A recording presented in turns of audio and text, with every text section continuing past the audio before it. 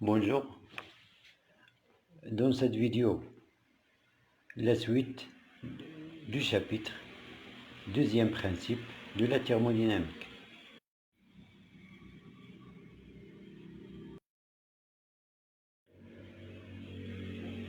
Troisième partie, exemple de calcul de l'entropie. Le premier exemple sera consacré à un gaz parfait et le deuxième exemple sera consacré à une phase condensée, ça veut dire liquide ou solide. Comme on a vu dans le chapitre précédent, la variation élémentaire de l'énergie interne d'un gaz parfait entre deux états d'équilibre voisin s'écrit sous la forme dU est égal CV dt. Cette énergie interne dépend seulement de la température, qui est égale à Nr sur gamma moins 1 fois dt.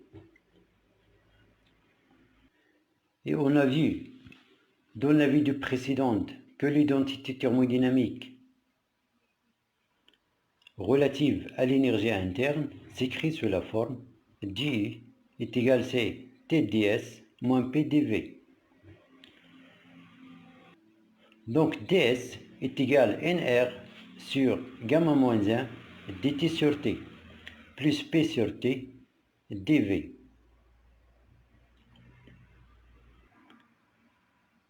Et puisque pour un gaz parfait, on a PV est égal nRT, donc ds est égal à Nr sur gamma moins 1 dt sur T plus Nr sur V dV. Et par intégration entre deux états d'équilibre, l'état initial c'est l'état 1 et l'état final c'est l'état 2, donc on aura ds delta S est égal à S2 moins S1 qui est égal à NR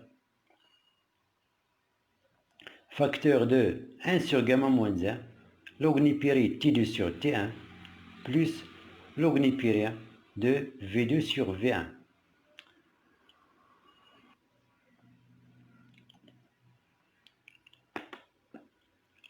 On peut aussi exprimer l'entropie en fonction de T et P en utilisant la deuxième identité thermodynamique qui est relative à l'enthalpie. On a dit H. dH est égal à TdS plus VdP. Et puisque pour un gaz parfait, on a dH est égal à Cp dt qui ne dépend que de la température. Donc dH est égal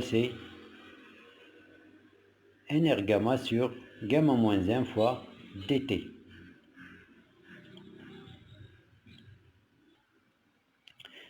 De la même chose, en utilisant l'équation d'état d'un gaz parfait qui est PV est égal à nRT, donc on obtient que ds est égal à Nr gamma sur gamma moins 1 dt sur T moins Nr sur P dP.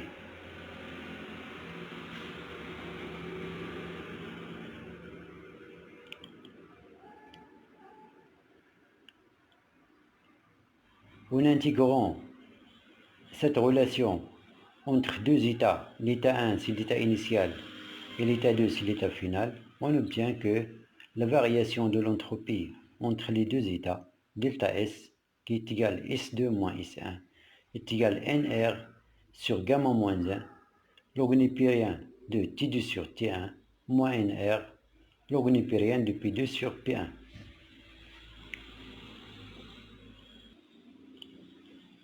On peut aussi exprimer la variation de l'entropie en fonction de P et V en utilisant la relation PV est égal à nRT.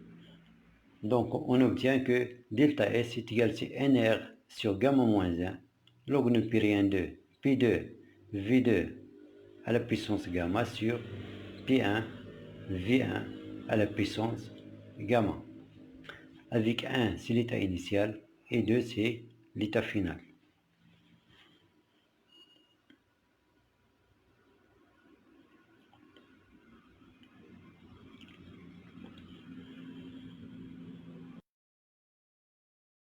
Pour une évolution isentropique, ça veut dire une transformation adiabatique réversible.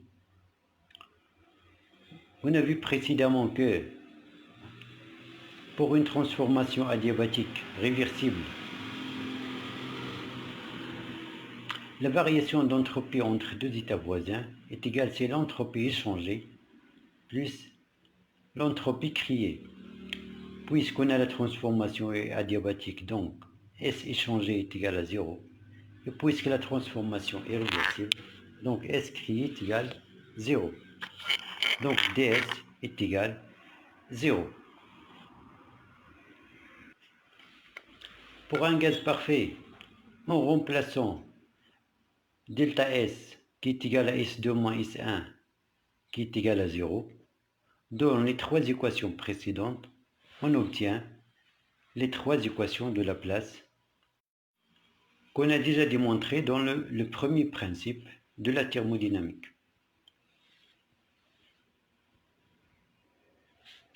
Ces trois équations sont valables seulement pour une transformation adiabatique réversible.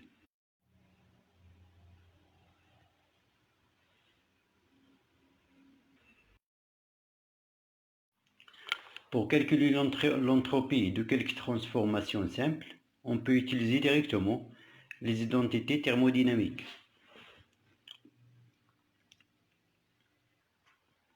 Donc, pour une transformation isochore, on a V égale à constant point de la transformation, donc dV est égal à 0.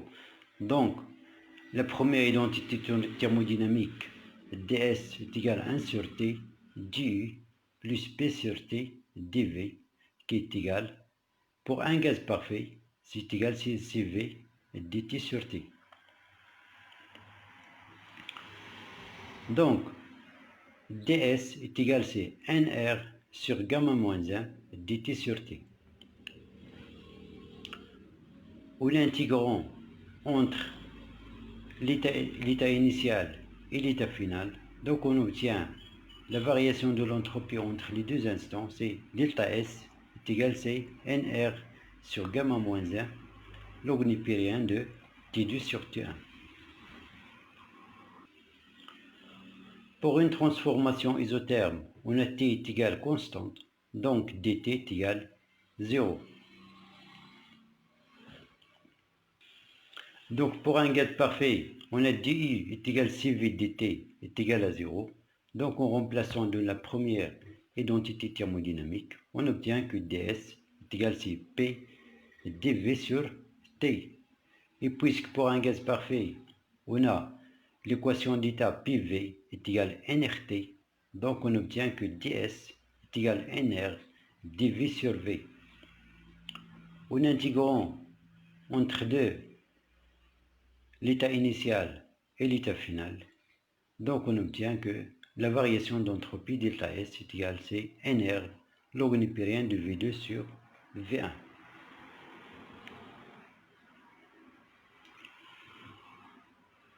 Pour une transformation isobare, on a dP est égal à 0 car la pression est constante.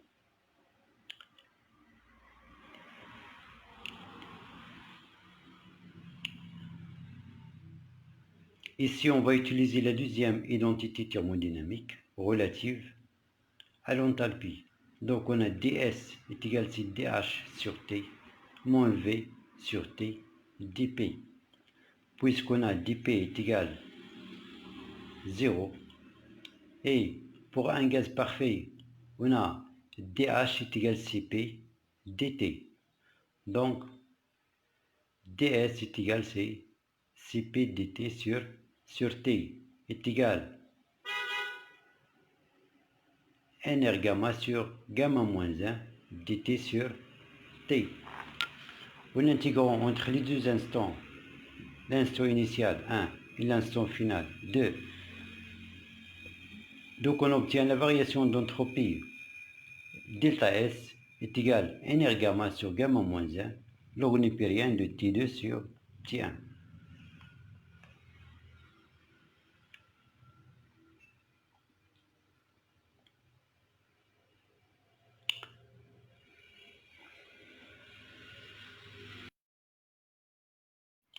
de l'entropie d'une phase condensée.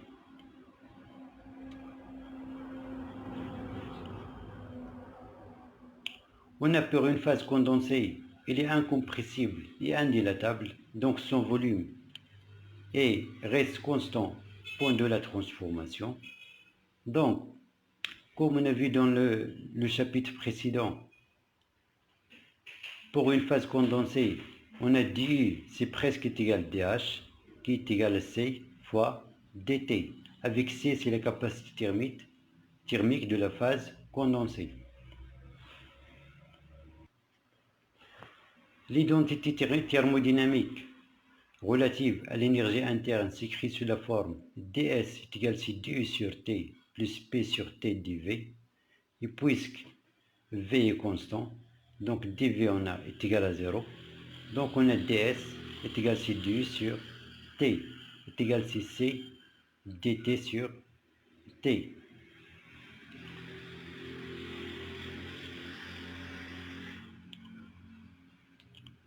Si on considère que la capacité thermique reste constante pendant la transformation et ne dépend pas de la température, donc en intégrant la relation précédente entre l'instant initial et l'instant final, donc on obtient que ΔS est égal à S2 moins S1 est égal à C log népérien de T2 sur T1.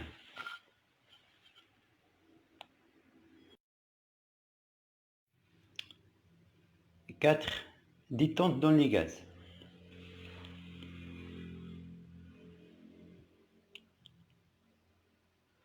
On va commencer d'abord par la détente de Joule-Gay-Lussac qu'on a vu dans le chapitre précédent, le premier principe.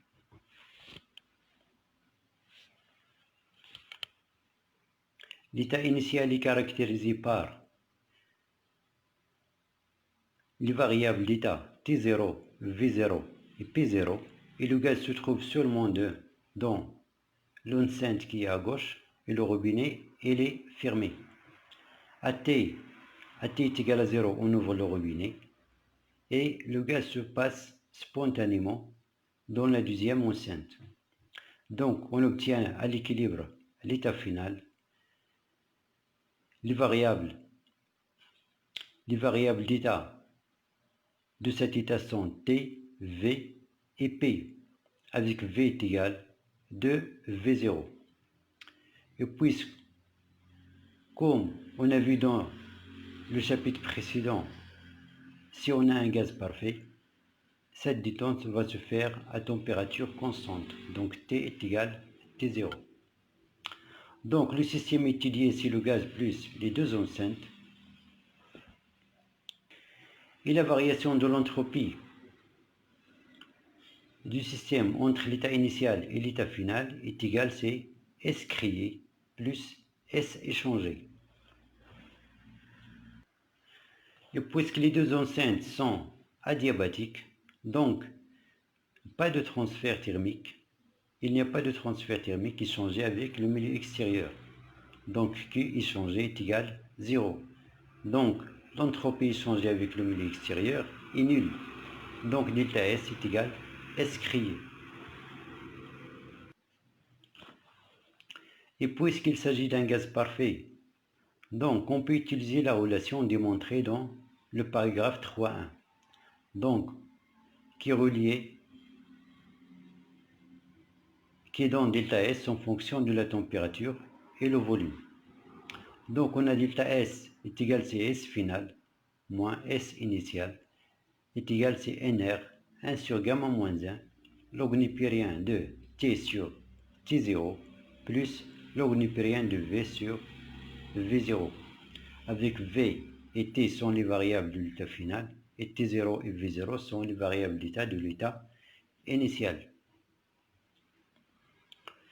Et puisque pour un gaz parfait, la transformation se fait à température constante, donc on a T est égal à T0. Et puisque V est égal à 2V0, donc la variation de l'entropie delta S est égale à S créé est égal à NR log népérien de 2. On remarque que delta S qui est égal à S crié, elle est positive. Et comme on a vu précédemment pour l'entropie criée, elle est positive pour une transformation irréversible, et elle est égale à 0 pour une transformation réversible. Et puisqu'ici elle est strictement positive, donc cette transformation elle est irréversible. Donc la détente de Jules Gay-Lussac, c'est une détente irréversible. Les causes de l'irréversibilité sont dues au fait que la pression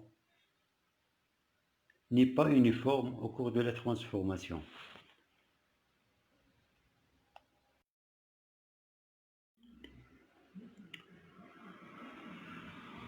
Deux, détente de Joule Kelvin ou Joule Thomson. On considère l'écoulement d'un gaz parfait dans un tube de paroi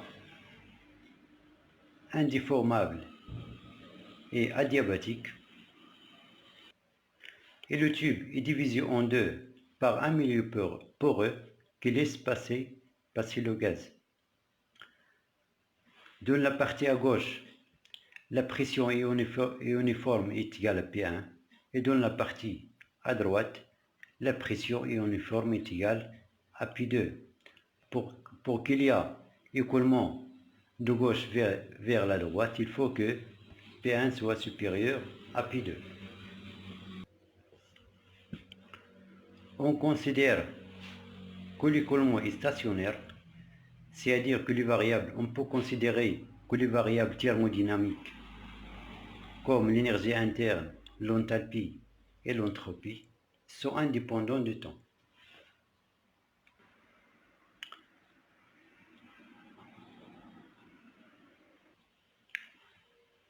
Et puisqu'il y a écoulement, donc on a un système ouvert, et pour pouvoir appliquer le premier principe et les identités thermodynamiques, il faut choisir un système fermé.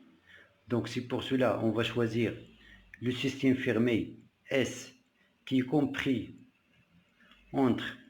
qui est à l'instant T1 se trouve dans la portion de tube A, B, C, D. À l'instant T2, ce système S se déplace et se trouve dans la portion A', B', C', D'. On considère la partie commune entre les deux schémas, c'est le système sigma qui est égal à EFCD dans à l'instant T1 et à l'instant T2 c'est A', B', EF, F', E'.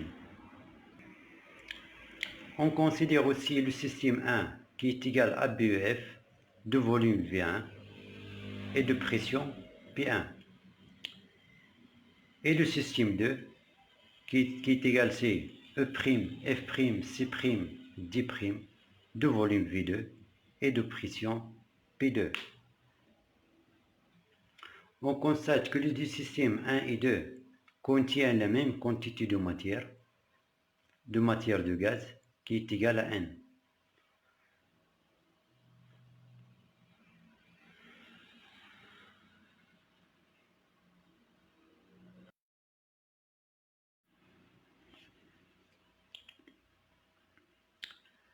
Donc la variation d'entropie du système fermé S entre l'instant T1 et l'instant T2 s'écrit sous la forme delta S est égal à S crié plus S échangé est égal à S T2 moins S T1 est égal à l'entropie du système 2 plus l'entropie de système sigma moins l'entropie du système 1 plus l'entropie du système sigma qui est égal à l'entropie du système 2 moins l'entropie du système 1.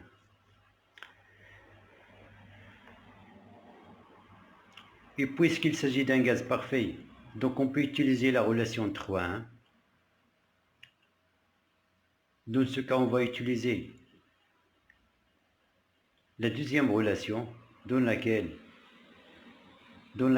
delta S est donné en fonction de la température et de la pression. Donc delta S est égal à NR gamma sur gamma moins 1, log népérien de T2 sur T1, moins NR log népérien de P2 sur P1.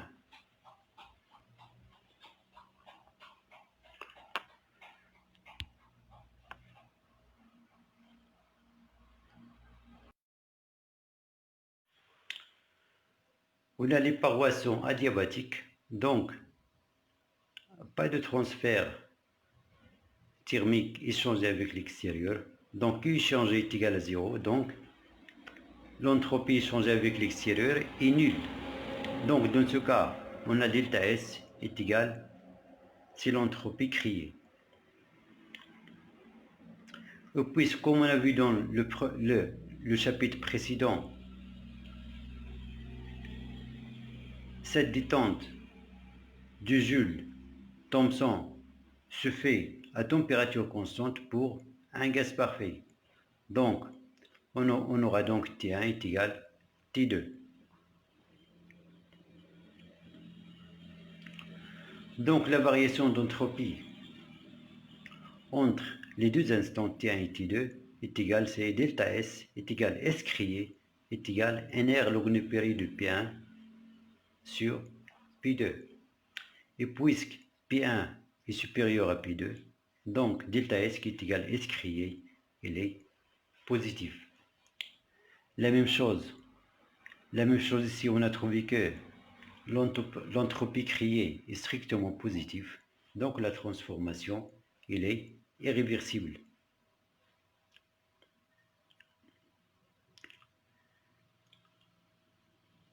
L'origine de la réversibilité d'une cette détente est due à la diffusion des particules entre les deux zones de concentration différentes.